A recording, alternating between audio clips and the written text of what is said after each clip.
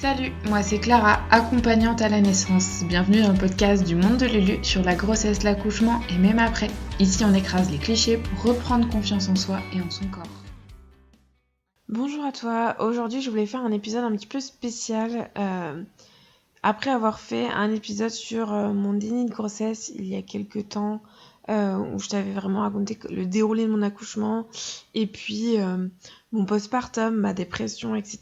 Et en fait comment j'en étais venue à vouloir avoir un accouchement physiologique pour ma deuxième et puis également à devenir doula tout simplement. Pour l'occasion des 3 ans de ma fille qui a eu 3 ans du coup le 3 avril, je voulais faire mon récit d'accouchement en épisode de podcast pour ce second accouchement. Parce que du coup, j'ai eu un accouchement physiologique à la maternité. Mais vraiment, pour que ça se réalise, j'ai essayé d'avoir le meilleur jeu possible entre mes mains. Tout ce sur quoi j'avais vraiment du pouvoir, je l'ai géré. Le reste, c'était vraiment de l'imprévisible. Et du coup, même si on sait très bien que ça peut pas toujours se passer comme on l'avait prévu, j'ai eu un très bel accouchement et je pense qu'il y a des choses que toutes les femmes peuvent mettre en place pour pouvoir avoir un accouchement comme elles le désirent. Du coup, je voulais me servir de ce récit vraiment déjà pour te faire un plein d'ocytocine parce que c'est un récit positif sur l'accouchement de manière générale et puis également pour te donner quelques petites astuces et quelques petites leçons, on va dire, à en tirer pour que tu puisses toi aussi te préparer correctement à l'accouchement. Donc voilà, on va commencer par le début. Mon terme était prévu le 2 avril 2020. Bon, comme tu le sais, la date de terme, c'est une estimation. Moi, je sentais que de toute façon, cette grossesse, j'allais vraiment aller au bout du bout. Je pense que mon fils, malgré le déni de grossesse, est allé aussi au bout du bout, même si on ne sait pas exactement, hein, du coup.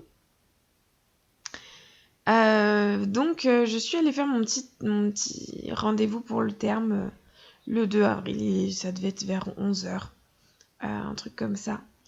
Ce qu'il faut savoir, du coup, c'est qu'on était en plein premier confinement. Donc ça, c'est le petit aspect négatif de l'accouchement. Et effectivement, ça a joué un rôle un peu dans la prise en charge de mon accouchement, tu verras, mais surtout, il n'y a pas eu... Enfin, voilà, c'est le seul point négatif, on va dire.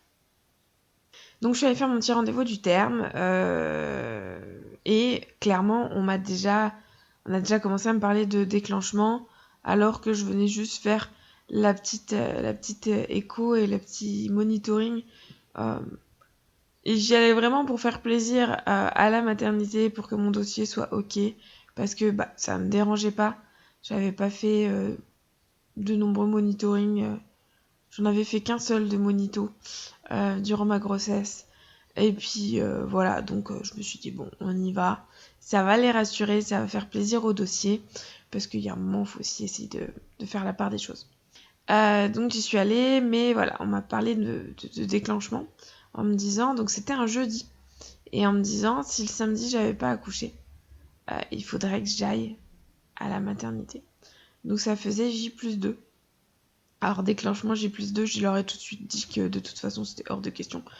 L'Organisation mondiale de la santé préconise que sans problème pour une grossesse sans pathologie, etc., c'est un déclenchement J+6. Donc même le déclenchement J+6, si jamais je vais jusqu'à J+6,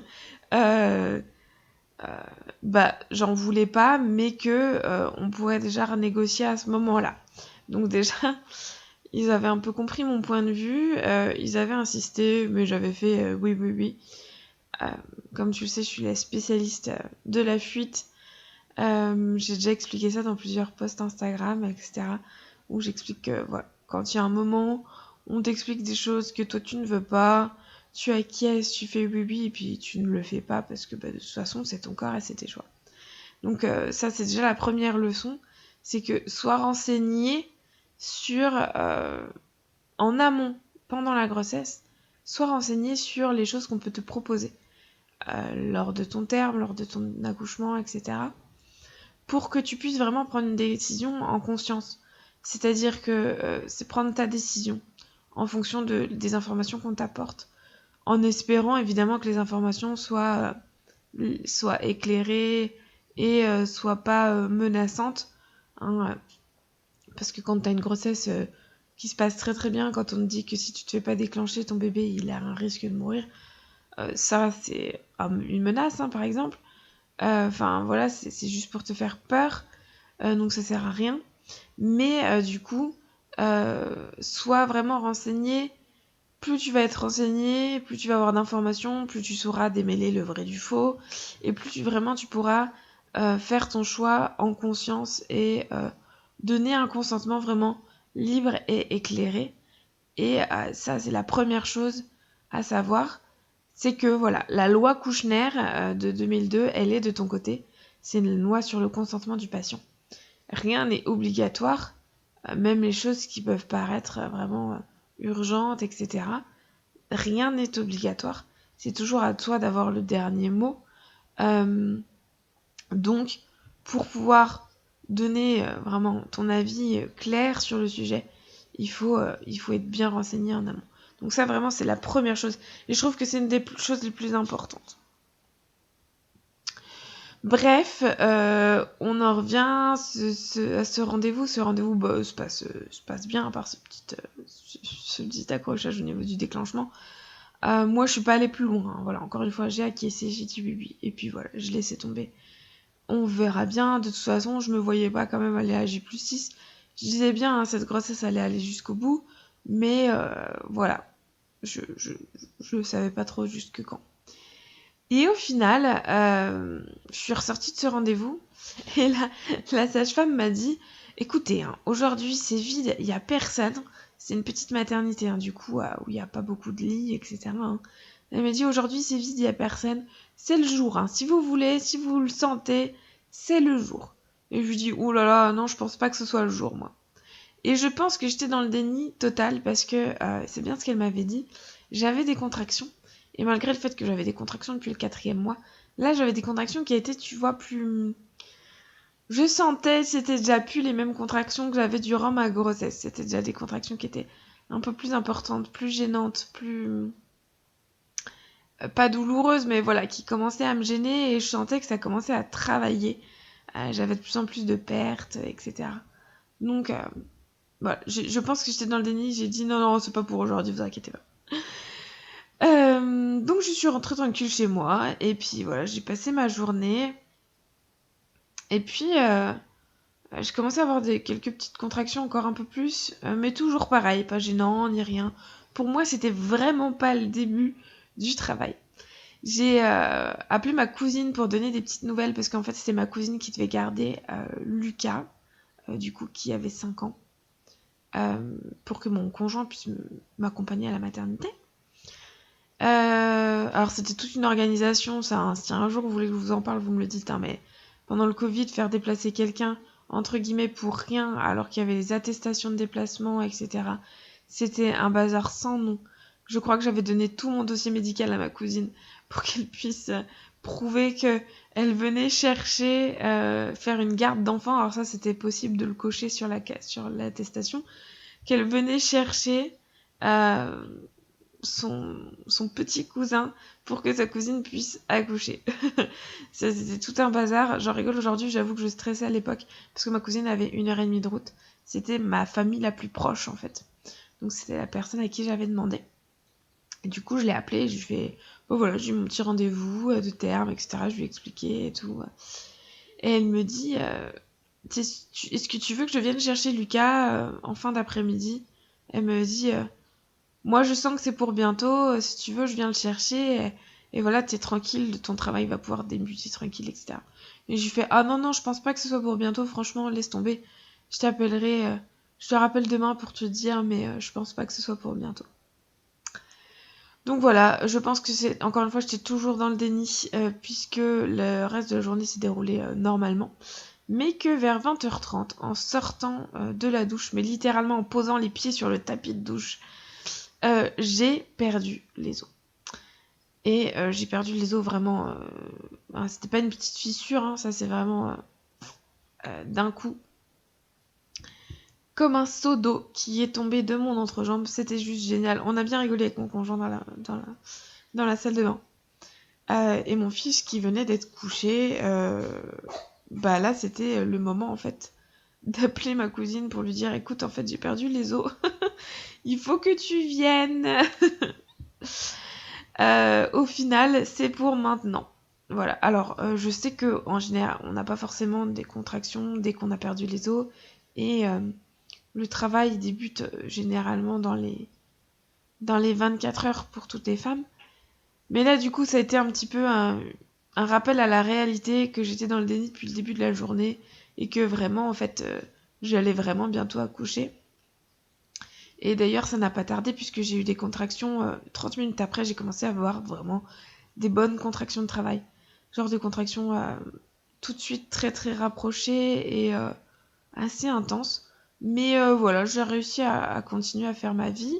Du coup, j'ai fait un énorme câlin à mon fils. Voilà, je me suis mise au lit avec lui, je me suis vraiment remplie d'ocytocine, d'hormones du bien-être, de câlins, etc. C'était vraiment très très bien. Je lui ai expliqué les choses gentiment, calmement, et il en a profité pour dire à sa sœur que il allait la voir bientôt, pour de vrai, et ça c'était très très émouvant, j'avoue. Donc voilà, c'est ça, j'ai continué. Alors après, je l'ai laissé s'endormir. On s'était dit qu'on ferait le transfert dans la voiture tranquillement. Et puis moi, j'ai vaqué à mes occupations en fait. Mon chéri m'a demandé ce qu'il voulait qu'il fasse. Et je lui ai dit, écoute, fais comme d'habitude. Tu t'installes, tu joues à un jeu vidéo, tu regardes quelque chose, tu fais ce que tu veux. Mais là, pour l'instant, j'avais vraiment en fait besoin de me recentrer sur moi, de me dire, d'imprégner l'information, le fait que c'était vraiment pour bientôt. Du coup, j'ai préparé, j'ai fignolé les petites valises, alors qu'elles étaient bien prêtes, hein, mes valises de maternité.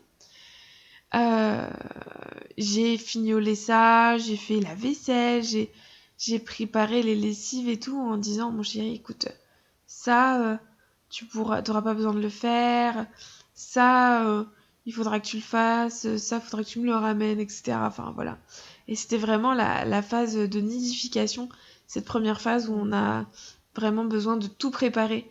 C'est vraiment la première phase de l'accouchement, c'est quand le col commence à se modifier et qu'on sent qu'on va bientôt partir et qu'on va bientôt accoucher, que du coup, on a ce besoin de contrôle, ce besoin de tout préparer avant de lâcher prise. Donc en fait, ça peut être un appel pour toi de te dire, je sais pas quand est-ce que je vais accoucher, quand est-ce que je vais avoir des contractions, etc. Mais alors si tu commences à perdre les os et à avoir des contractions et que tu as cette sensation de devoir tout contrôler, etc., bah dis-toi juste que c'est normal. Ça veut dire en fait que tu prépares vraiment tout pour pouvoir débrancher ton cerveau une fois que vraiment tu seras en pleine phase de travail. Donc voilà, ma cousine est arrivée vers 22h. Là, je commençais vraiment à avoir des contractions bien bien rapprochées. Et elle a récupéré mon fils. Et elle m'a regardée et elle m'a dit ça va Clara? Et je lui ai dit oui oui ça va. Et elle m'a dit fais attention, c'est pour bientôt. Elle me dit je le vois là sur ton visage. Ma cousine a 3 enfants, hein, donc je crois qu'elle avait aussi un petit peu l'habitude de ça. Elle me dit ouais. Elle me dit c'est pour bientôt. Alors j'avoue que ça m'a rassurée d'un côté qu'elle me dise ça, et puis de l'autre côté ça m'a pas hyper rassurée dans le sens où je suis allée juste après aux toilettes et j'ai commencé à perdre un petit peu de sang. J'avais des pertes un peu gluantes, texture jaune d'œuf, blanc d'œuf pardon. Du coup, là j'ai dit à mon chéri, écoute on va y aller. Je sais pas pourquoi, c'est pas un moment de panique, mais je me suis dit, il faut y aller quoi, c'est voilà. Donc, on a mis les 2 valises dans le coffre. Alors ça, c'est une autre chose. Je conseille toujours d'avoir une valise pour la salle d'accouchement et puis une valise pour le reste du séjour. Faut savoir que ma valise pour la salle d'accouchement était plus grosse. Je souhaitais une sortie précoce, hein, donc j'avais vraiment pris le strict minimum pour le séjour à la maternité. Mais pour la salle d'accouchement, j'avais vraiment pris le nécessaire pour me sentir bien, faire un cocon, etc. Donc vers 23h, on commence à se préparer, etc. Et on y va. Et je crois qu'on est arrivé... Le temps qu'on se prépare, etc., j'avais pas beaucoup de chemin vers la maternité. Je crois qu'on est arrivé à la maternité vers minuit 15, un truc comme ça. C'est là que j'ai commencé un petit peu à arrêter de regarder l'heure et à avoir vraiment ce besoin de m'arrêter à chaque contraction, de me concentrer et je sentais que c'était le moment d'essayer de vraiment créer une bulle autour de moi. Puisque à la maison, en soi, on était le soir, la lumière était amusée, c'était calme, j'avais pas vraiment besoin de créer une bulle, il y avait déjà une bulle autour de moi. Et là, je sentais vraiment qu'il y avait besoin. Donc j'arrive à la maternité et c'est là le petit point négatif qui s'est passé, premier confinement. Et encore, je m'estime chanceuse de la politique d'accompagnement pendant ce premier confinement. Je sais qu'il y a des personnes qui ont un peu eu la même chance que moi. Mais c'est là à quel point on voit que de toute façon, certaines maternités ont été très strictes au niveau de la politique d'accompagnement lors de l'accouchement et que c'était totalement néfaste et contre-productif aux accouchements qu'il y a eu pendant le Covid. Mais ça, c'est un autre point. Je pense que de nombreuses maternités sont revenues là-dessus et ont changé leur politique à ce sujet. Du coup, pour expliquer, je suis arrivée et on m'a dit attendez, on va vous faire rentrer, mais sans votre conjoint, parce que on veut voir que vous êtes vraiment en train d'accoucher. En fait, elle voulait voir si j'étais vraiment en travail.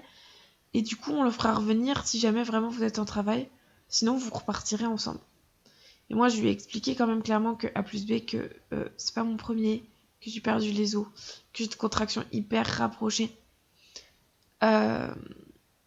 Et que voilà, c'est pour maintenant et que j'ai besoin de mon conjoint.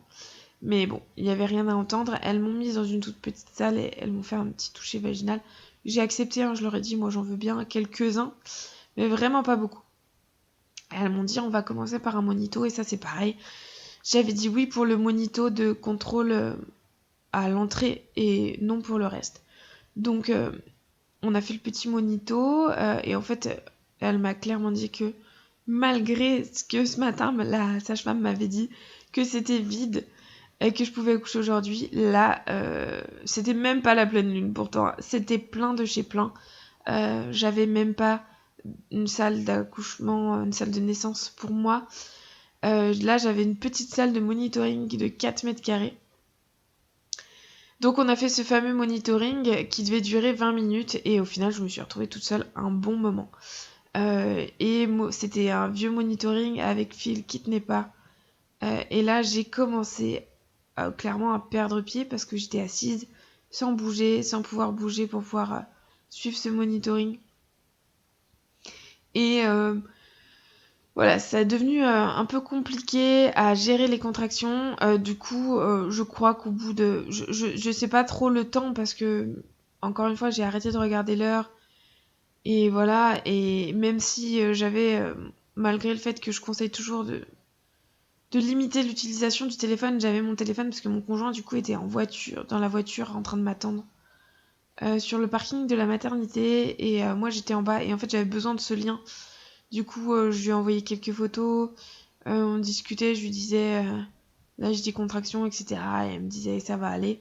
J'avais un encouragement par SMS, ce qui était d'ailleurs assez compliqué parce que je ne captais presque pas. Hein, j'étais au sous-sol de la maternité, donc c'était juste génial. Et du coup, là, voilà, il y a un moment, je crois qu'au bout de 30 minutes, 40 minutes, j'ai dû enlever tout le monitoring. Et essayer de bouger dans cette petite pièce de 4 mètres carrés. Je me souviens avoir vomi dans un évier parce qu'il n'y avait rien du tout et que je pouvais même pas appeler en fait les sages-femmes. Et j'ai ouvert la porte, j'avais une vue sur la salle d'attente, donc c'était juste pas génial du tout. J'ai commencé à m'accrocher, à me suspendre et là j'ai compris que c'était pour bientôt. Ou alors juste que je perdais pied et que j'arrivais plus à gérer mes contractions. J'ai essayé de chercher quelqu'un, il n'y avait personne dans les couloirs, etc. J'ai vraiment compris que on était beaucoup à accoucher et que j'allais avoir du mal à avoir du monde. Sauf que en fait le monitoring il a bien sûr bipé en salle des sages-femmes quand en fait je l'ai enlevé, puisque forcément il détectait plus rien. Donc il y a une sage-femme qui a débarqué et là je lui ai expliqué que je ne voulais absolument plus du monitoring parce que voilà, de toute façon bébé va bien, j'ai des contractions trop rapprochées pour pouvoir rester installée correctement pour faire un monitoring et que j'avais vraiment besoin de mon conjoint puisque de toute façon j'avais personne pour m'accompagner, j'avais pas de sage-femme disponible, donc j'avais vraiment besoin de quelqu'un. J'ai un peu râlé et je lui ai expliqué que j'avais un projet naissance dans mon dossier et qu'il fallait aller le regarder. Du coup, elle m'a dit qu'elle allait faire l'aller-retour pour aller regarder mon projet naissance et qu'après on verrait pour appeler mon conjoint pour voir s'il y avait une salle plus grande de disponible pour pouvoir l'accueillir. Du coup, je sais pas combien de temps a duré l'aller-retour. Mais j'ai appelé mon conjoint seulement vers minuit 30 pour lui dire qu'il pouvait descendre. Donc ça faisait 1h30 que j'étais toute seule. Du coup, je l'ai appelé et il est venu avec ma valise, mon énorme valise de salle de naissance. Et qu'on n'a pas pu installer du coup parce que je n'étais pas dans une salle de naissance, j'étais dans une salle des urgences. Il n'y avait pas de salle de naissance de disponible. Là, elle m'a demandé si elle pouvait me refaire un toucher vaginal. Elle a vu mon dossier, enfin mon projet de naissance. Elle m'a dit que voilà, elle pouvait faire ma salle de naissance comme je voulais et que de toute façon, là, l'anesthésiste n'était pas dispo, donc dans tous les cas, pour avoir la péridurale, même si je la voulais, c'était pas possible pour l'instant. Que elle serait pas dispo, donc il fallait que mon conjoint joue son rôle à fond. Elle m'a fourni le ballon, etc.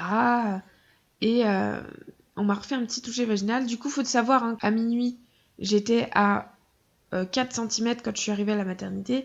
Et là, il était 1h30 et j'étais à 6 cm. Du coup, c'est plutôt satisfaisant, mais j'avoue que quand on le dit comme ça, c'est assez décourageant.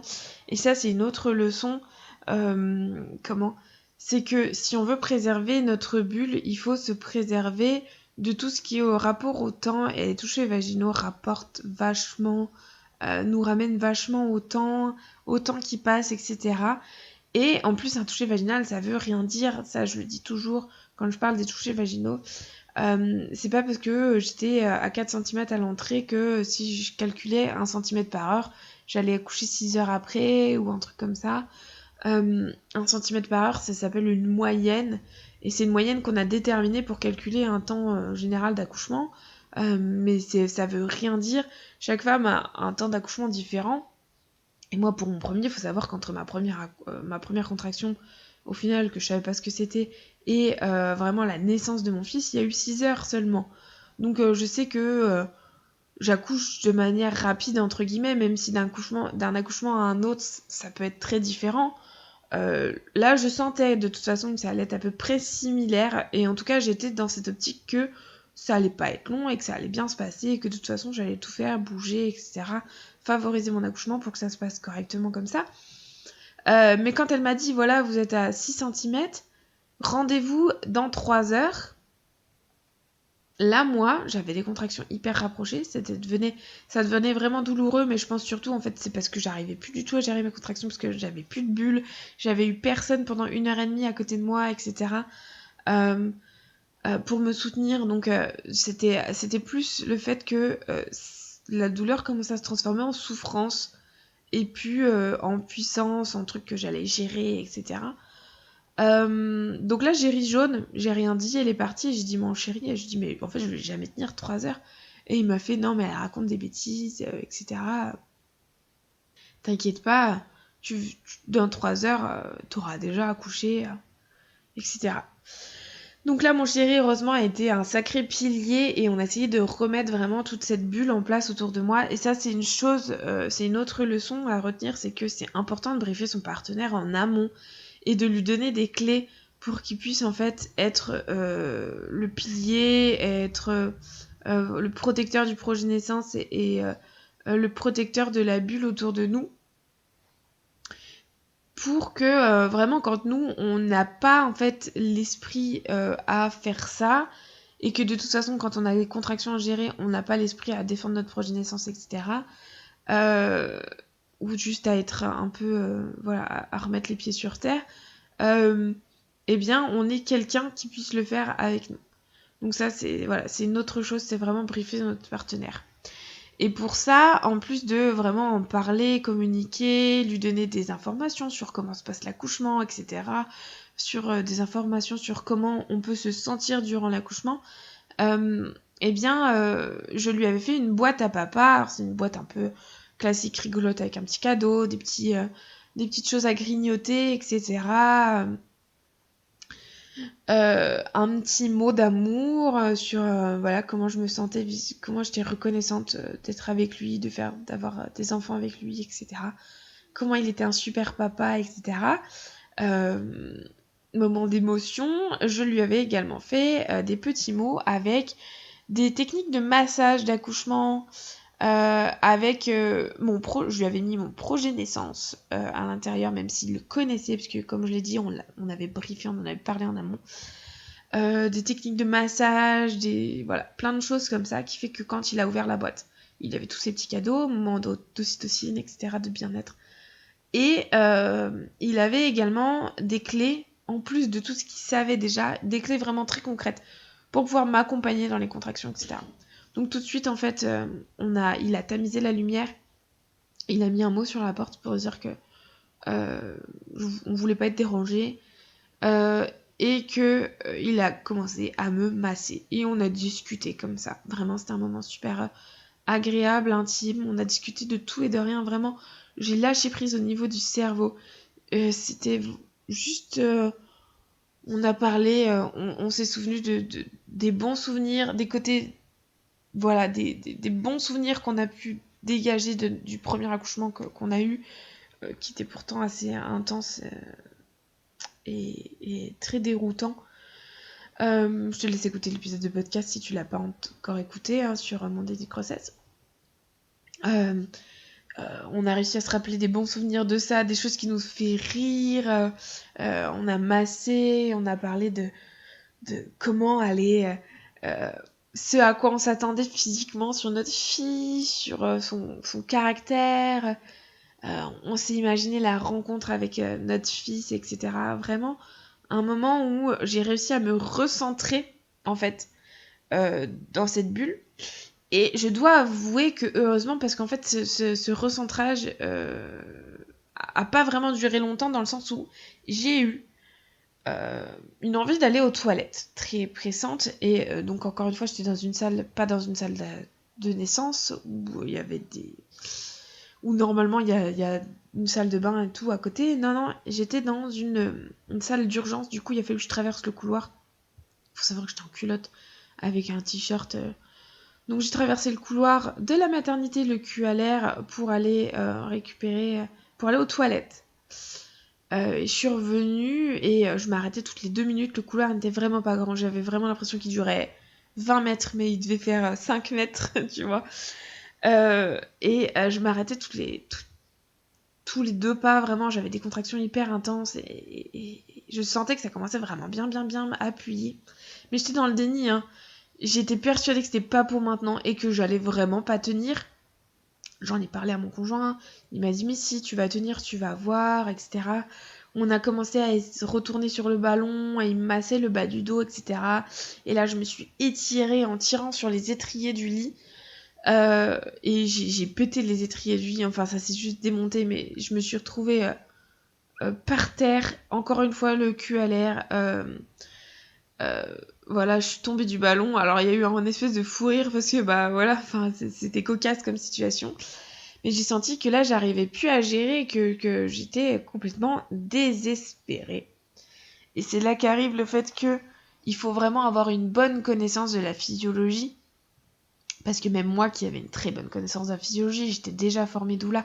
Je me suis formée quand j'étais enceinte, du coup. Voilà, c'était vraiment tout récent, les séminaires que j'avais fait avec Michel Audin, etc. C'était vraiment tout récent. Je connaissais bien, j'avais une bonne connaissance théorique, j'avais aussi une connaissance un peu de ce qui pouvait se passer, malgré que on peut vraiment pas prendre l'exemple sur un déni de grossesse, mais j'avais une bonne connaissance de ce qui pouvait se passer. etc. Et du coup, j'avais une bonne connaissance de la phase de désespérance. Je savais ce que c'était, je savais à quoi ça ressemblait, je savais que ça pouvait nous faire perdre pied et que ça voulait dire que notre bébé allait vraiment arriver tout bientôt. Et je savais aussi que ça pouvait pousser tout seul, etc. En plus, je l'ai eu pour mon premier, ce réflexe d'éjection du fœtus, hein, donc voilà, je connaissais à peu près la sensation que ça avait, mais j'étais totalement dans le déni, j'étais persuadée que c'était pas pour maintenant, et que j'étais en train de perdre pied, et qu'en fait, il allait me falloir la péridurale. Donc là, je dis à mon chéri, écoute, faut que t'appelles quelqu'un, il me faut la péridurale, etc. Il me fait, écoute, j'appelle la sage-femme, mais tu vas voir, ça va aller, elle va te rassurer, elle a dû lire ton projet de naissance, etc. Ça va aller. Donc effectivement, la sage-femme, elle arrive, il devait être 2h15 à peu près. Donc tu vois, il y a 45 minutes, j'étais à 6 cm. 2h15, elle me dit, j'ai lu votre projet de naissance, j'ai vu que vous vouliez pas de péridurale, vous vouliez un accouchement physiologique, etc. Mais si vous voulez, on va regarder, on va voir ensemble comment vous vous sentez. Si vous voulez, on peut faire un toucher vaginal un peu pour avoir un ordre d'idée. Et là, j'étais tellement désespérée que même si je sais que, par exemple, avoir un toucher vaginal, ça veut, dans la majorité des cas, ça veut rien dire.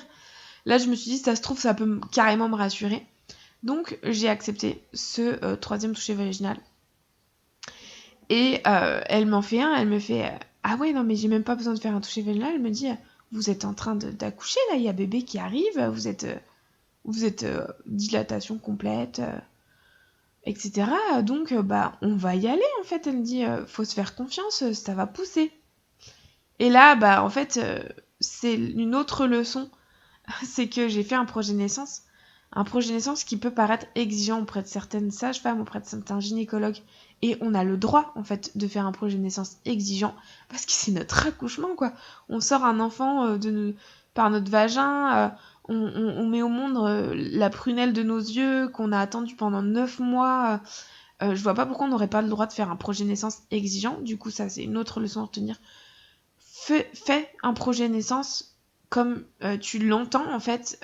Évidemment, il y a des petits conseils. Il y a un podcast, un épisode du podcast sur mes conseils pour projet de naissance. Mais présente-le bien aussi en amont. Et tu verras, en fait, que tu verras si la maternité, elle est adaptée en amont à ton choix d'accouchement. Et moi, j'ai vu, quand je suis arrivée, il y a eu 2-3 choses qui m'ont un peu fait rire, etc. Je vais pas forcément rentrer dans le détail, là, sur leur façon de considérer le clampage tardif ou des choses comme ça. Juste des choses auxquelles, en fait, elles sont pas forcément au courant, des dernières études, des dernières avancées. Et c'est pas grave à partir du moment où, en fait, moi, ce que j'ai voulu, en fait, elles m'ont dit, ce que vous voulez, on le fait, en fait. C'est votre accouchement. Et elle dit, on va vous accompagner dans ce sens-là. Et là, moi, j'ai compris, en présentant mon projet de naissance en amont, que c'était le bon endroit pour moi pour accoucher. Et j'ai une nouvelle fois compris ça quand elle m'a dit, c'est bon, on va vous accompagner là-dedans. On a compris que vous vouliez pas de péridurale, donc même si vous la demandez, là, c'est pas vous qui la demandez, c'est la phase de désespérance.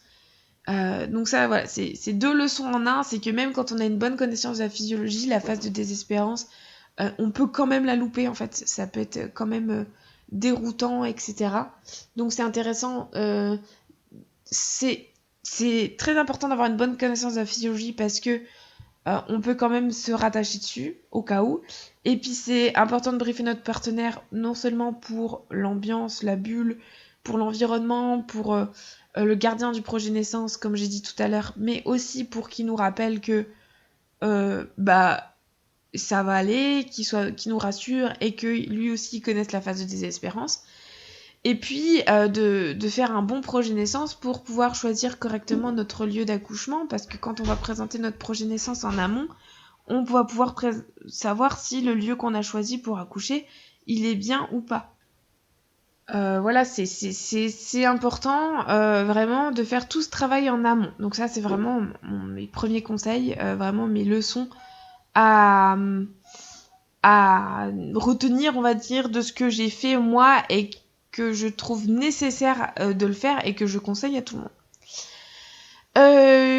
Du coup, me voilà à accoucher dans une salle des urgences, donc pas très confortable.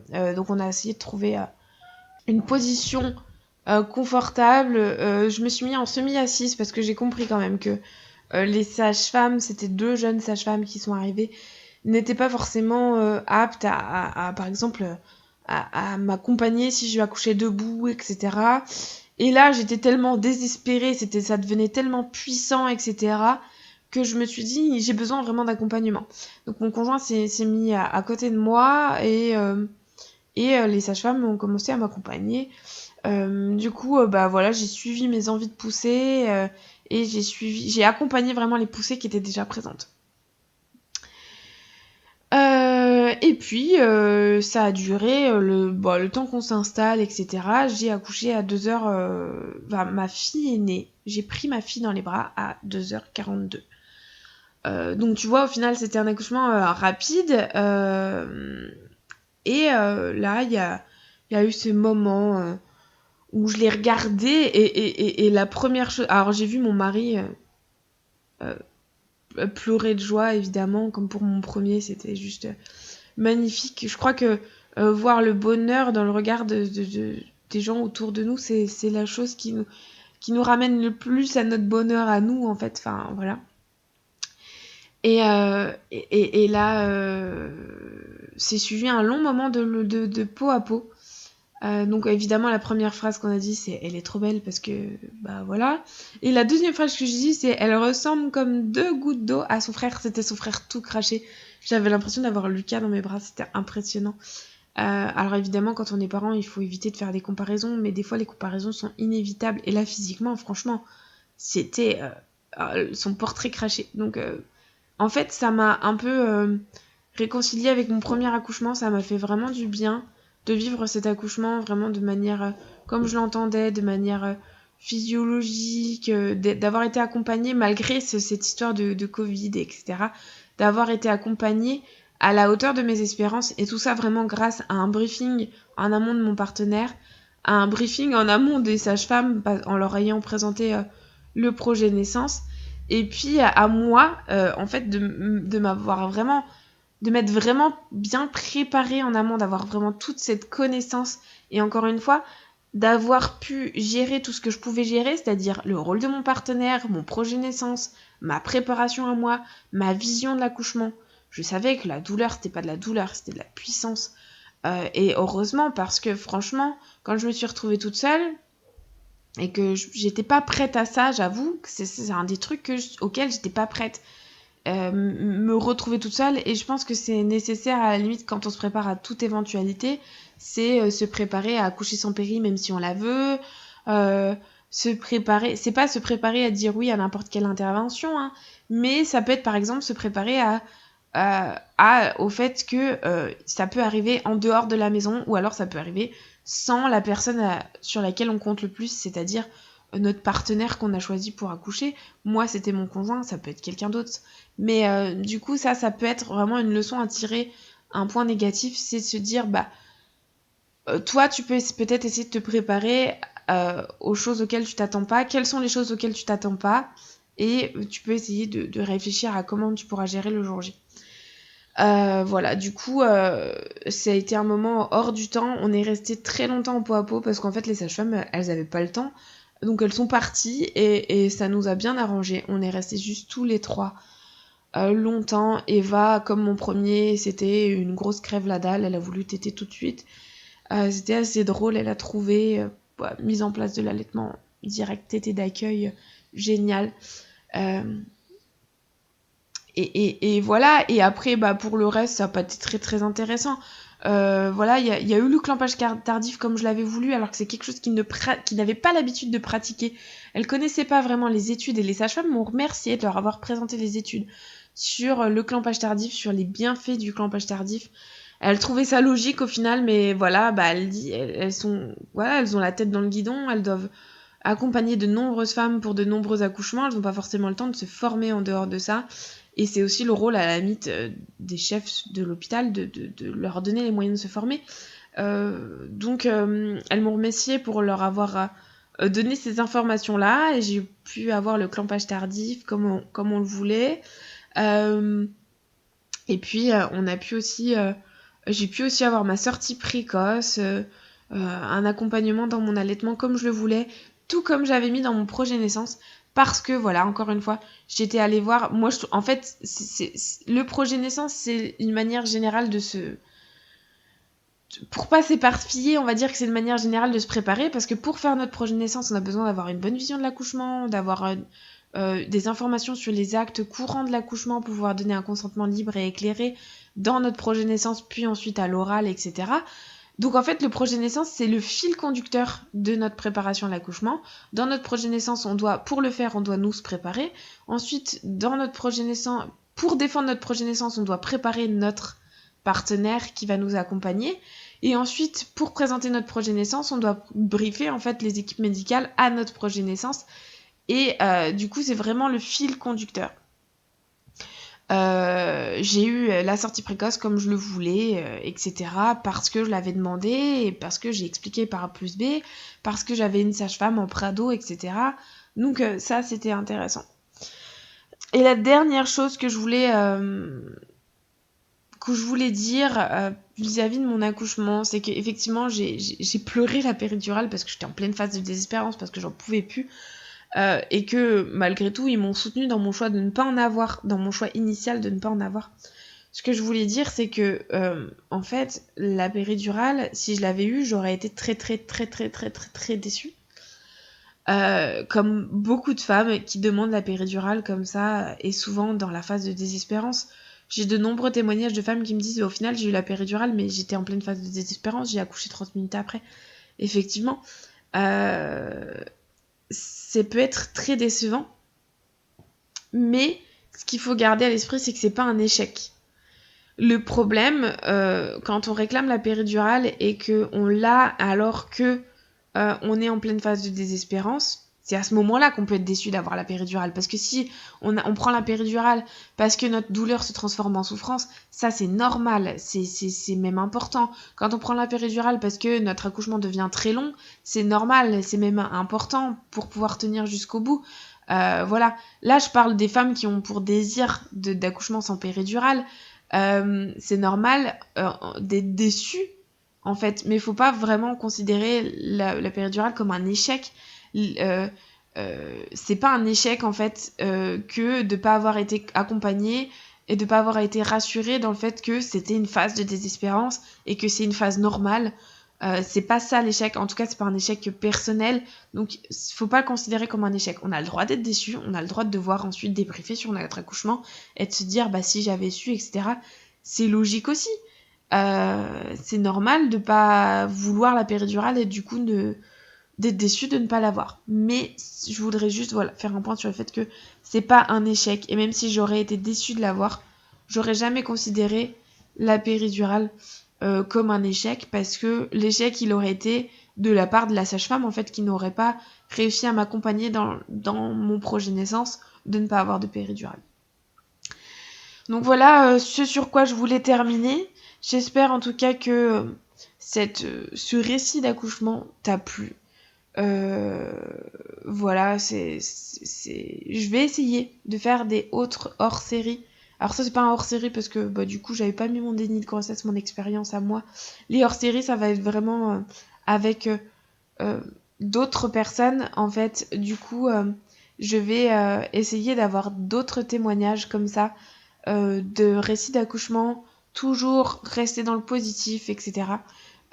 Et voir à la limite ce que toi, tu peux en tirer pour te préparer à l'accouchement, et puis peut-être aussi te rassurer après ton accouchement pour te dire que t'es totalement normal, que parfois juste les choses qui nous font peur à nous personnellement, ça fait peur à d'autres femmes, on n'est pas anormal. Voilà, en tout cas j'espère que cet épisode t'a plu, et je te dis à très vite pour un prochain épisode. Ça y est, c'est la fin de cet épisode et j'espère qu'il t'a plu. N'hésite pas à t'abonner. En tout cas, à très vite ici ou sur Instagram. Plein de belles choses.